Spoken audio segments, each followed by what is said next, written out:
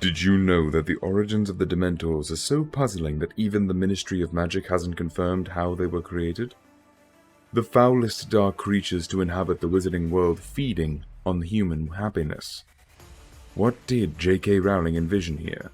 Today in Fantasy Archive, we'll enter the realm of horror that are the Dementors, their twisted origins, and how the Ministry of Magic and Voldemort recruited them for their own purposes, offering food in exchange for their services.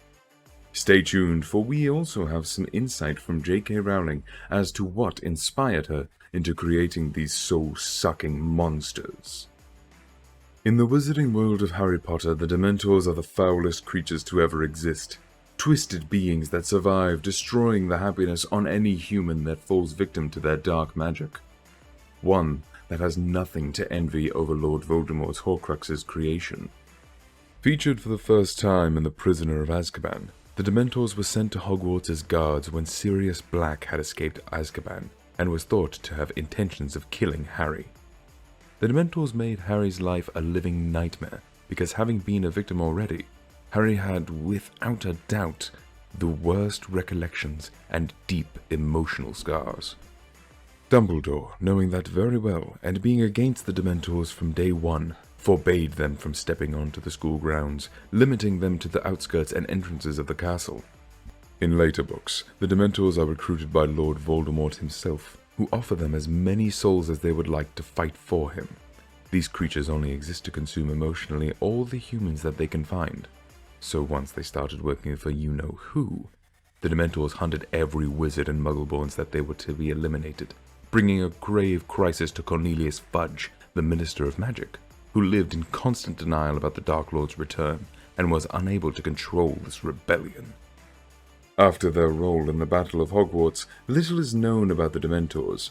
What we do know is that Azkaban has disbanded, so maybe the fate of the peoples of the world would be far worse now that those monsters are on the loose. Although, this is only speculation. Coming up next, viewer discretion is advised because the story of the Dementors is one of pure nightmare and content that can be very intimidating. If you're still here with us, let's do this. To understand the origin of the Dementors, we must go back to the 15th century, when a very disturbed dark wizard called Ecrizdis found a very small and lonely island in the Northern Sea, where, during many years, he constructed a fortress to conduct the worst experiments ever performed by a wizard. If we must draw a metaphor about Ecrizdis, let's do one everybody can understand. To cut it short, Ecrizdis was the Dr. Mengele of the wizarding world. He dedicated his life to luring muggles to his island, which was guarded by all kinds of protection charms. Once he had them, he would experiment on them. He would keep them alive and torture them until they became empty shells with no soul. Those experiments went on for years and years, and all the pain, suffering, and horror that lived within those walls started to produce some kind of strange dark magic that, at last, morphed to create the terrible creatures we know today as Dementors. Dementors were created based on the theories of magical historians and other experts, when the emotional stress and horror of the tortured muggles translated into some kind of dark energy that, without explanation, was capable of creating physical reflections of what all those muggles had been living through years and years. The Dementors lived in Ecrizdis' fortress for decades, and when the Dark Wizard mysteriously died, probably killed by the Dementors themselves, the protection charms of his fortress were broken, revealing it to the Ministry of Magic who, after sending 2 agents to investigate, determined that the place was far too dangerous to go, leaving it contained for many years. Centuries later, in 1718, the Minister of Magic, Damocles Rowling, decided that the Dementors were a potential asset and could fulfill another role in the wizarding world. Something that would make the Ministry save the Ministry resources and have them gain some control over the Dementors. They would become the guardians of a new kind of institution, one that would end being the most feared place by any wizard, the prison of Azkaban. One of the most common questions in the Harry Potter fandom is why the Dementors worked for the Ministry of Magic, and later on, fought for Voldemort in the Second Wizarding War, and the answer is far simpler than you think. As we said, the Dementors have only one interest in mind: consuming human souls. That's why when the Ministry offered them to be the Guardians of Azkaban, The creatures accepted because, in exchange, they would be able to consume as many souls as they liked.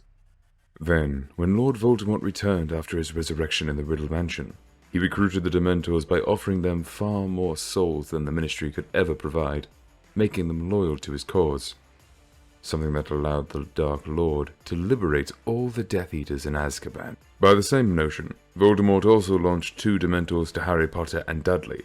Even though we never read or saw what Dudley experienced by the Dementor, based on what J.K. Rowling herself said, it's very clear. When the Dementors attacked Dudley, he saw himself for what he really was, a spoiled and immature child. So, the only Dementor attack that was truly justified was the one Harry's cousin suffered, which made him mature in mere seconds.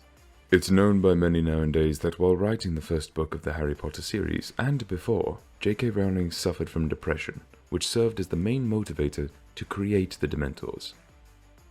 If one has suffered from depression of any kind, it is easy to see in these monsters a very faithful representation of how this mental illness would look like if it were to take a physical form. Depression is based on the principle that the one who suffers it cannot produce or enjoy one simple happy thought, sensation, or anything that has a little bit of light among all the emotional darkness that consumes us.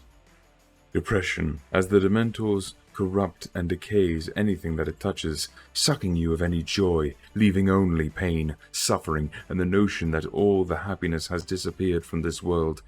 And Rowling portrayed said notion masterfully, giving the Dementors a more frightening meaning beyond what they can do in the lore. Even the Dementor's kiss, the main magical technique where they suck out a person's soul, is fairly accurate in terms of what happens to a person consumed by depression. You become an empty shell who is physically there, but emotionally absent.